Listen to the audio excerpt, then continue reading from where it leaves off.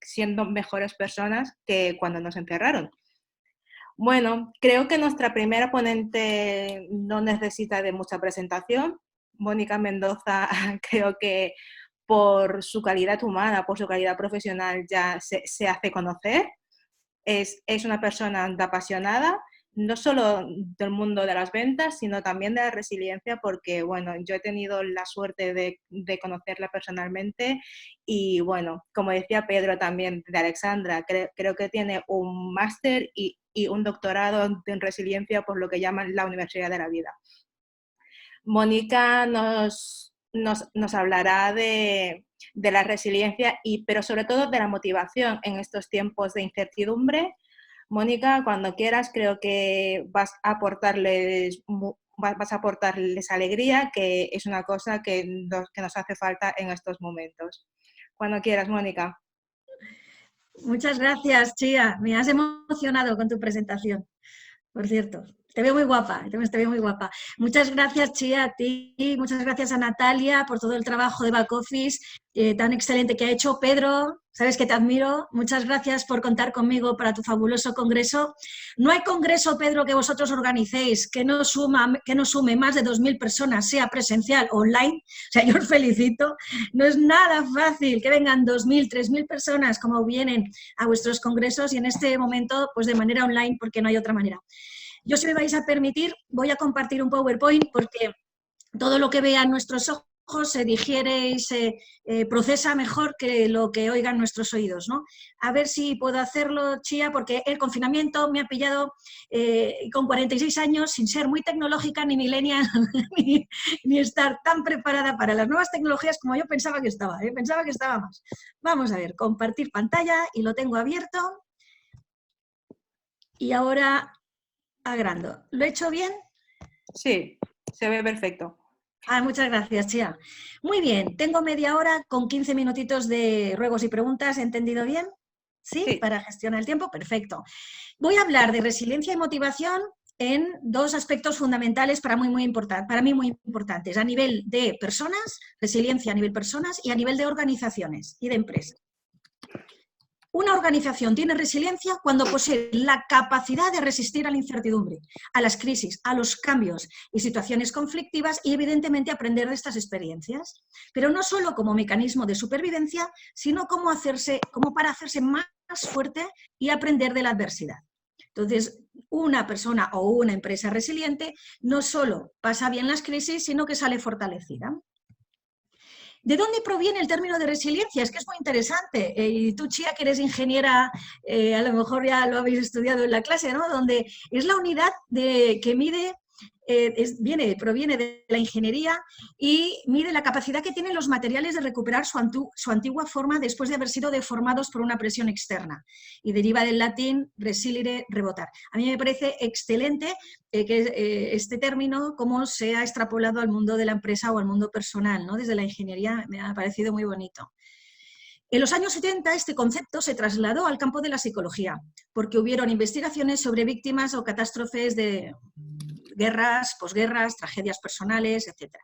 Esta nueva acepción entonces llegó a tener una definición mucho más amplia y entonces ya estábamos hablando a nivel individual, no a nivel solo de materiales de la construcción, a afrontar el éxito teniendo un contexto de riesgo o amenazador. A nivel de empresa, ¿qué se necesita para ser resiliente? Las empresas a nivel de resiliencia, si quieren ser resilientes, necesitan primero empezar por la cultura, que es la base, para mí la base. Cultura, visión, valores. La organización ha de construir un clima emocionalmente positivo, donde se fomente el reconocimiento de los logros y de las habilidades y donde exista la tolerancia al error. Así que debe haber conexión entre misión y valores. El reconocimiento de logros y habilidades y tolerancia al error. Aquí, la mayoría de las personas aquí conectadas posiblemente seamos españoles y latinos y yo estoy enamorada de mi país, pero debo reconocer que aquí tenemos una asignatura pendiente, que es tener organizaciones donde los logros de verdad sean más importantes que el postureo y donde exista de verdad tolerancia al error. Queremos hacer brainstorming de ideas, la teoría es muy bonita, pero cuando se aplican cosas y fracasan, estamos acusando a la otra persona o a la otra parte. Entonces no estamos fomentando la cultura del error. Ojo, error medido y comedido, porque un error en una empresa puede suponer pérdida de dinero, de puestos de trabajo, evidentemente. Hay que distinguir entre esos tipos de errores, unos y otros. Liderazgo. En un entorno inestable existe una gran falta de información. Por eso el líder debe asumir un rol en el que se le perciba como un marco de referencia estable, aunque el entorno cambie por minutos. Entonces diréis, ¿y cómo voy a percibir? El entorno puede estar cambiando, pero a que a ti te vean una persona que se puede predecir tu comportamiento, que no hablas desde la euforia, desde la frustración, que no dices una cosa una y otra vez. Si dices B, justificas por qué ahora es B y antes era A. Y las empresas resilientes son las que más invierten en formación y desarrollo del empleado. Procesos de trabajo. La organización debe ser capaz de absorber cambios tanto internos como externos sin que se vea afectada la continuidad de sus procesos críticos. Para ello, solemos organizar sistemas resilientes que son unidades descentralizadas pero interconectadas entre sí que intercambian información de manera regular. Suelen ser equipos que pueden seguir funcionando incluso en caso de ausencia de uno o más de sus integrantes. ¿Cuántas tareas no han llegado a ejecutarse porque una persona está de baja o porque una persona está de viaje, esperamos respuesta de una persona, todo se retrasa y esto no sería un sistema resiliente?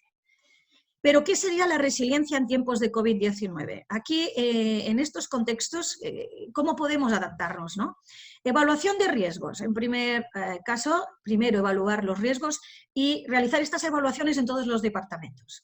Y, evidentemente, planificamos diversos escenarios. El óptimo, en el mejor de los casos, que podamos abrir la persiana y salir a la calle a vender en un mes, el realista en 2 meses, y el pésimo, hay voces que dicen y fuentes de información que dicen que hasta enero del año, hasta el 2021. Monitoreo. Tenemos que establecer indicadores que nos permitan detectar riesgos asociados a la nueva situación. Sabéis que no se puede gestionarnos lo que no se puede medir. Necesitamos ese cuadro de mandos integral que nos permita detectar esos riesgos y, evidentemente, que nos salten alarmas que nos hagan tomar resultados y tomar estrategias correctivas. Analizar el impacto en la disminución de ingresos es muy importante y muy importante hoy en día hacer evaluación del riesgo de liquidez, porque algunas empresas, por desgracia, morirán no porque no sean buenas, no porque no den una propuesta buena de valor en el mercado, sino por una falta de liquidez. Digitalización y teletrabajo. Sé que no todo se puede digitalizar, lo sé, ni todos los trabajos, pero vamos a evaluar qué procesos se podrían digitalizar. Por ejemplo, eres API, eres inmobiliario, se puede digitalizar la visita a una casa, se puede digitalizar los papeles de la notaría y la gestoría, se puede digitalizar la primera toma de contacto. ¿Qué podemos? Ojo, no en todos los trabajos esto es posible, pero no hace falta digitalizarlo todo. Si yo quiero comprarme un coche, a lo mejor quiero probar el coche, pero hay un proceso dentro del funnel de ventas que me puedes ayudar a optimizar de manera digital. Enseñarme el coche por fuera, por dentro, no sé, escuchar el sonido del tubo de escape, muchísimas cosas, el contacto con el comercial, etcétera, etcétera. Evaluar qué procesos se podrían digitalizar y planificar métodos para el teletrabajo. ¿Y por qué no monitoreamos, pero la salud financiera del cliente o del proveedor por posibles incumplimientos? A lo mejor esto nos obliga a reevaluar la cadena de suministro si fuera necesario.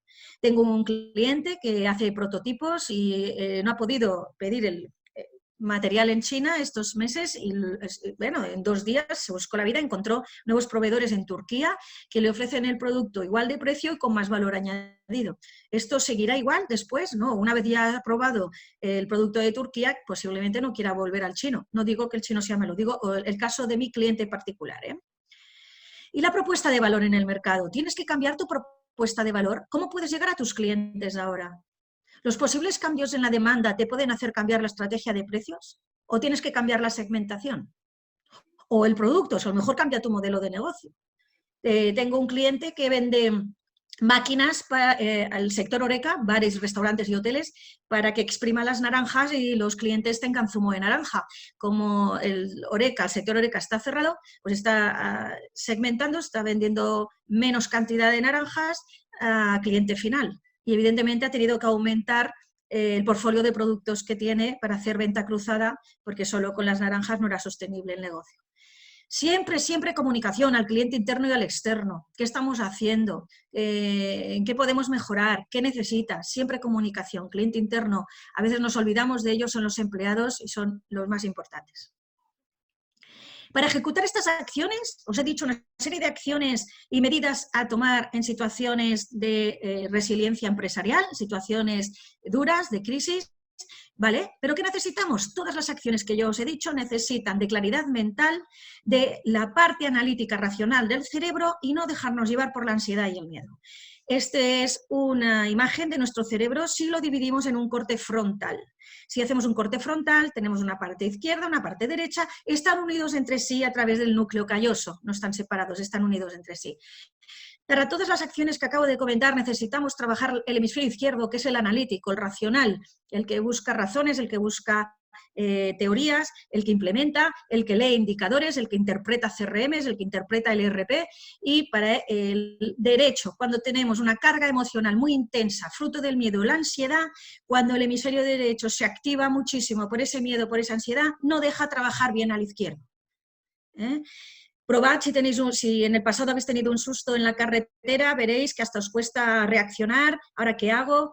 ¿Aparto el coche? ¿No lo aparto? Los papeles del parte. Mientras estás en una situación emocional intensa, la parte racional no puede trabajar bien. Así que en la resiliencia, en estos momentos de resiliencia, os voy a pedir, por favor, claridad mental e intentar controlar lo que se denomina el secuestro amigdalar, que no nos dejemos llevar por las emociones.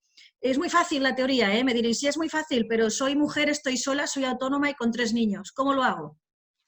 O tengo, hay una persona que está haciendo un ERTE a 400 empleados y bueno, es muy fácil hablar, pero la teoría hay que aplicarla. ¿Pero cómo la vamos a aplicar? Os voy a dar consejos, no os preocupéis. Vamos a ver cómo aplicamos esto. Aquí, ¿qué veis? Ahora no veo vuestro chat, pero luego lo veré. Posiblemente muchos de vosotros me decís que veis una pareja abrazándose entre sí, dándose un beso, metida en un, ¿cómo digo?, en un recipiente, ¿verdad? Con un mensaje. Podéis mirar la pareja, perfecto, es lo primero que las personas ven. Ahora os voy a pedir que os fijéis en las sombras y veréis 9 delfines. 9, no 1, ni 2, ni 3, 9 delfines. ¿Qué sucede? ¿Por qué os he enseñado esta imagen? Porque mientras estamos con ansiedad y frustración y emociones negativas, aunque tengamos delante los 9 delfines, que son las 9 oportunidades de negocio, nuestro cerebro no está preparado para ver, porque se focaliza solo en las sombras, en lo negativo, perdón, en la pareja. Podría ser al revés, que la pareja sea las oportunidades de negocio y el delfín lo otro, pero casualmente siempre lo que solemos ver antes es la pareja. Entonces, por favor, necesito que tengáis un hemisferio izquierdo analítico y racional muy bien preparado, muy lúcido, muy brillante, muy limpio, sin distorsiones, para tomar decisiones inteligentes. Eso no significa no tener empatía, no tener sensibilidad. Eso no significa una cosa, no quita la otra. Acabamos de hablar de la resiliencia en las organizaciones. Muy bien, vamos a hablar ahora de cómo se extrapola esto en las personas particulares. Resiliencia y motivación en las personas. No puedo evitar hablar de un clásico que muchos de vosotros conocéis seguro, Viktor Frankl, de origen judío, que estuvo interno en los campos de concentración nazis. Era neurólogo, psiquiatra, murió en el 1997, escribió un libro que es un bestseller y se han vendido millones de ejemplares en todo el mundo, y observó cómo las personas que estaban en el campo de concentración, como ante circunstancias realmente terribles e inhumanas, cómo algunas lograban sobrevivir y otras no, no tanto por un tema de salud, sino cómo el estado de ánimo también les repercutía en la salud. Esta es la foto, por cierto, vuelvo atrás, aconsejo la lectura de este libro. Esta es una foto de una cárcel, un centro penitenciario denominado La Modelo en Barcelona, actualmente está cerrado, y donde yo tuve la ocasión de trabajar durante un tiempo cuando me licencié en psicología. ¿Y por qué os lo digo? Porque aquí tuve la ocasión de estudiar a personas que tenían que estar 30 años, tenían 30 años de condena y tenían que ser muy resilientes porque si no, el grupo de personas que intentaban quitarse la vida era muy, muy elevado si no lograban alcanzar este nivel de estado mental. Mi grupo, el grupo que yo tutoricé, era el grupo de larga condena. Larga condena son más de 30 años, solían ser asesinos la gran mayoría. También trabajé para valorar la resiliencia, la inteligencia emocional, etcétera, en el hospital de Belviche como voluntaria, asistiendo a enfermos. Muchos de ellos me focalicé mucho en gente que había intentado quitarse la vida. Habían intentado suicidarse, pero no lo consiguieron. De varios motivos, de varias maneras, muchas eran tirándose de un balcón, de una ventana, a la vía del tren, etcétera, etcétera. Pastillas, las venas, cortarse las venas, etcétera. Perdonad si hablo en una terminología muy dura, pero el tema creo que lo requiere. No, la resiliencia nos pone a prueba en los momentos duros, no cuando las cosas nos van bien, con lo cual permitidme, pues a lo mejor que me meta en temas que pueden ser un poco duros. ¿Qué observamos? A los presos les enseñamos la señal de una espiral. Y le dijimos a los presos, oye, ¿qué es para ti esta espiral? Y nos dijeron que sería una serpiente. Pasamos la misma espiral, un dibujo de una espiral, imaginárosla, en un colegio de primaria, y le dijimos, si vas por la montaña y ves esta espiral, ¿qué es? Los presos dijeron una serpiente, los niños dijeron que un caracol. ¿Qué es lo que sucede? Que esto es lo que sucede cuando alguien es resiliente. Si ante el pensamiento, cuando voy por la montaña, de que esa espiral es una serpiente, yo tendré el sentimiento de miedo, de frustración, de asco, de ira. Eso me generará una actitud posiblemente de rechazo y una conducta de huida. Posiblemente, quizá de ataque, porque en esos momentos la reacción, las personas podemos tener 3 comportamientos a niveles tan intensos, ¿no? De una situación tan crítica, que suelen ser paralización, te paras, no sabes cómo reaccionar, te congelas, te inhibes, la huida o el ataque. Entonces esto genera un hábito y esto genera un carácter, el carácter al final genera un destino.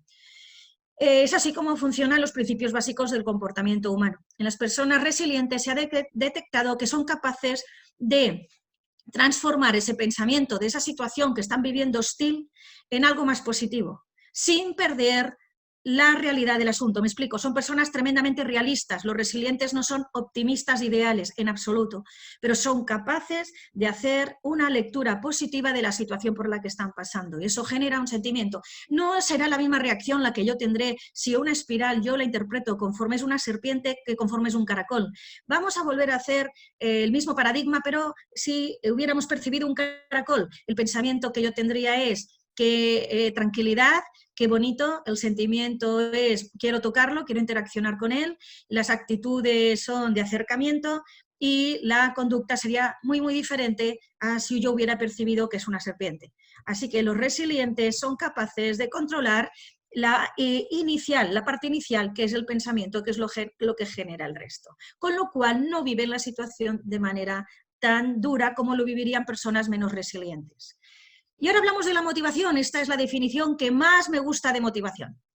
Combinación de procesos intelectuales, fisiológicos y psicológicos que deciden, en una situación dada, con qué vigor se actúa y en qué dirección dirigimos la energía. Me encanta esta frase. Hasta cierto punto, la resiliencia emocional y física es algo innato. Sí, podemos pensar, sí que es verdad que es una habilidad que se puede desarrollar, como todo en la vida, como todo en la vida. Todos tenemos una tendencia genética a comportarnos de una manera determinada. Puede que lo desarrollemos, puede que no lo desarrollemos. Por naturaleza, algunas personas ya se muestran menos molestas ante los cambios y otras, los golpes los encajan fatal. Pero si tenéis hijos, aun siendo del mismo padre, misma madre, veréis la diferencia entre los dos. Cómo uno tolera la frustración desde pequeño y cómo la tolera el otro. A veces, siendo hermanos, diferencias abismales. Pasamos por 4 fases de la gestión del cambio que la gente resiliente suele tardar menos tiempo en pasar que la gente no resiliente. Me explico. Mirad, las 4 fases de gestión del cambio. La primera es la negación. Es no aceptar que vienen cambios o que son temporales o para otro sector o para otro país. Estos fueron los periodos iniciales de la pandemia en España. Veíamos en la televisión, en las noticias, lo que sucedía en China. Pensábamos que esto no iba a pasar aquí. La negación. Inclusive a veces, a principio del todo, ves los ataúdes, ves lo que sucede, y si no está pasando en tu entorno inmediato, de verdad que hay veces que la negación se alarga en el tiempo. En la segunda etapa empiezas a aceptarlo. Dices, ostras, si es que esto es así, si es que tenemos que estar en casa, si es que no podemos salir, si mis clientes me han anulado todos los proyectos. Y ahí solo vemos lo malo de lo que viene y lo bueno de lo que teníamos antes. pero lo malo de lo que viene lo vemos de manera distorsionada y agrandada. Nuestro cerebro parece como que a veces le guste hacernos sufrir, porque lo malo lo está ampliando. Y lo bueno de lo que teníamos lo está idealizando. Así que el gap, la diferencia entre lo malo y lo bueno, se vuelve enorme y nuestra sensación de ansiedad y frustración incrementa. Esta es la etapa en la que se sufre más. Aquí vamos todos como pollos sin cabeza. Tercera etapa, empiezas a darte cuenta de que te subes al tren o el tren marcha sin ti. Así que sal de la zona de confort, no te quejes, digitaliza, piensa, mueve estrategias, ayuda a tus vecinos, intenta cambiar tu microentorno o tu entorno. Intentemos hacer cosas. Empiezas, en la cuarta etapa, empiezas a ver resultados y estás feliz, quizá no tanto por tu nueva situación, que a lo mejor no es peor, tú la percibes como peor que al inicio de la pandemia, pero sí por haberte adaptado al cambio. Hay cierta satisfacción personal. Este es un experimento que a mí me encanta, de Richard Morris, a ver qué os parece, profesor de neurociencia de la Universidad de Edimburgo. Se ponen unas ratitas en este lago artificial, evidentemente, y se le pone leche, ¿veis la imagen de la leche? ¿Y por qué se pone leche? Para que las ratas no vean el fondo. El primer día se tira 12 ratas, con suerte, y van nadando y descansaban en pequeños montículos, temporalmente. Pero ojo, las ratas no sabían que había montículos, porque como el agua estaba teñida con la leche no los veían.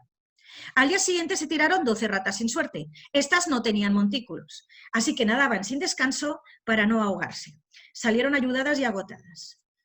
Ahora tampoco veían el fondo. Al día siguiente dijeron, oye, si tiramos las 24 ratas, es decir, vamos a tirar las 12 ratas que el primer día encontraron montículos y pudieron descansar, junto con las otras 12 que no encontraron montículos. Vamos a tirarles al estanco también agua con leche, y perdonadme si hablo de experimentos con animales, disculpadme, no me gustan, pero creo que refleja muy bien el concepto que quiero explicar. Entonces tiraron a las ratas sin montículos, en esta ocasión sin montículos. Y yo os hago una pregunta. ¿Qué grupo de ratas creéis que llegó primero? ¿Las que el primer día encontraron montículos o las que el segundo día no encontraron montículos? Tened en cuenta que las del primer día encontraron montículos que les permitieron descansar, pero no sabían que estaban porque el agua estaba teñida de leche.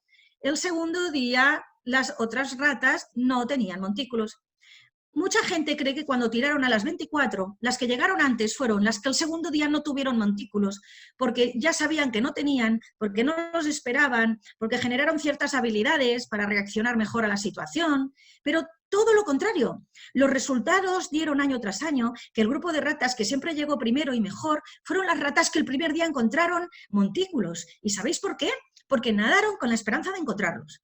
Como nadaron con la esperanza de encontrarlos, gestionaron mejor el riesgo, la respiración, los movimientos, etcétera, etcétera, la ansiedad y por tanto llegaron mejor. Así que las ratas, con suerte, que antes habían tenido montículos, nadaron tranquilamente. Las ratas que antes no habían tenido montículos chapoteaban desesperadas sin rumbo.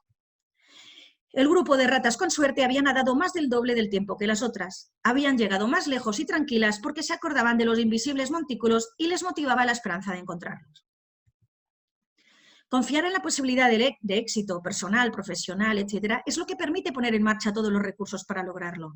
Y si no se logra, la gente resiliente piensa, habré aprendido algo, que seguro que me será útil en un futuro o en un presente cercano. Eso es lo que hace. La gente resiliente no se flagela si no ha tenido éxito y saca el látigo y se está teniendo pensamientos negativos, obsesivos hacia su capacidad. No, seguro que he aprendido algo. Así que voy a finalizar con unos breves consejos para que seáis más resilientes. A ver qué os parece. 1. Sé flexible hacia ti mismo y hacia los demás. Las personas resilientes son capaces de ajustar sus objetivos y encontrar formas de adaptarse. No son rígidas mentalmente. Hay gente que es muy rígida mentalmente, que tiene que ser así como lo ha planificado y si no es así se frustra. Lo siento, la vida no es perfección, la vida no es siempre un programa donde todo se cumple. Hay muchas variables que no dependen de nosotros. Y si nos focalizamos en variables que no dependen de nosotros, la frustración continua está asegurada. 2. Intenta aprender de las experiencias, incluso de las negativas. Interprétalas como un aprendizaje. No te autosabotees, no te flageles por las experiencias negativas. Eso sí, yo he visto que muchas personas no hacen una correcta aprendizaje de las experiencias, no hacen un correcto aprendizaje de las experiencias. Por ejemplo, tuve un paciente o un cliente que su socio le estafó. Lo pasó muy mal, perdió dinero y sufrió en el camino. Y yo le dije, ¿qué experiencia o qué experiencias puedes extraer de lo que te ha sucedido? Y su respuesta fue, he aprendido una cosa, Mónica, he aprendido que la gente es mala y no se puede confiar en los demás. Ese no era el aprendizaje. La vida no son experiencias, es el aprendizaje que has extraído de esas experiencias. Y no siempre la gente de las experiencias hace buenos aprendizajes, a veces es todo lo contrario. Entienden lo contrario. Yo misma lo hice pues con mi niño y un amigo que se dejaban comida en el plato. Y les puse un vídeo de África, les dije que esto es una idea muy occidental, lo siento si caigo en un estereotipo, un arquetipo desfasado, pero yo les dije, mirad, estos niños no tienen comida, aprovechad que sois afortunados, vosotros podéis comeros la comida. Me dijeron, sí, mamá, lo hemos entendido.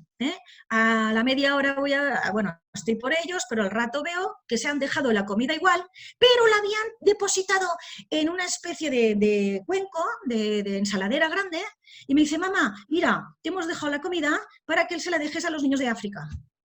Yo quería que tuvieran un aprendizaje, pero lo que aprendieron fue otra cosa.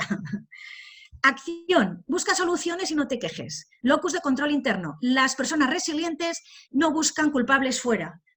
Ellos son los que llevan las riendas de su vida y siempre piensan qué puedo mejorar yo para que esto no vuelva a pasar, en qué puedo haber tenido yo la culpa para mejorar. Las cosas dependen, hay una parte que depende de ti, eso mejóralo, no se creen víctimas. Intentan buscar soluciones en vez de regodearse en la pena. Las personas resilientes tienen alto grado de inteligencia emocional y estas son variables que se pueden trabajar. Variables como la empatía, variables como el autocontrol. Las personas resilientes se automotivan pese a escenarios duros. Trabaja la inteligencia emocional, que hoy en día hay muchísimos ejercicios en internet gratuitos para trabajarlo y a nivel académico, al menos en España, es una asignatura pendiente. Ten un sentido de propósito, haz cosas que den sentido a tu vida. Muy importante, para mí la más, ten un sentido de propósito. Cree en ti mismo, reconoce tus fortalezas, desarrolla tus habilidades. Estos son mis 3 libros. Yo me he focalizado mucho en temas de resiliencia, en la parte empresarial y en vendedores. Los vendedores son personas que están en la calle, vendedores, vendedoras, reciben muchos noes. De hecho, la mayoría de las veces es un no. Hacen mucho esfuerzo a una tarea y muchas veces no viene compensada, el cliente nunca te dice nada. Tienen que utilizar un montón de técnicas para poder saltar los filtros, para conseguir una visita con alguien que no les quiere recibir.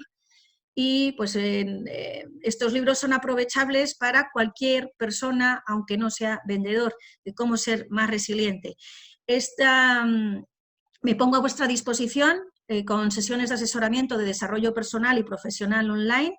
Y también comentaros algo muy importante, muy interesante, que yo, y esto es una opinión personal, cuando yo he estado trabajando con presos, reclusos en centros penitenciarios, o he estado con voluntarios que han intentado quitarse la vida, o he sido voluntaria en algún hospital psiquiátrico muy reconocido aquí en Cataluña, Siempre desde pequeña me ha interesado conocer la psique humana, cómo una persona puede llegar a perder la cabeza. Tenía un caso en el psiquiátrico de un señor que había tenido una vida que parecía normal, había criado unos hijos, tenía una familia y de golpe, un proceso de estrés muy agudo. Él se creía que era Schuster y iba por el psiquiátrico parando a la gente, parándose pelotas, haciendo de portero y de jugador de pelotas que no existían, pero estaban en su imaginario.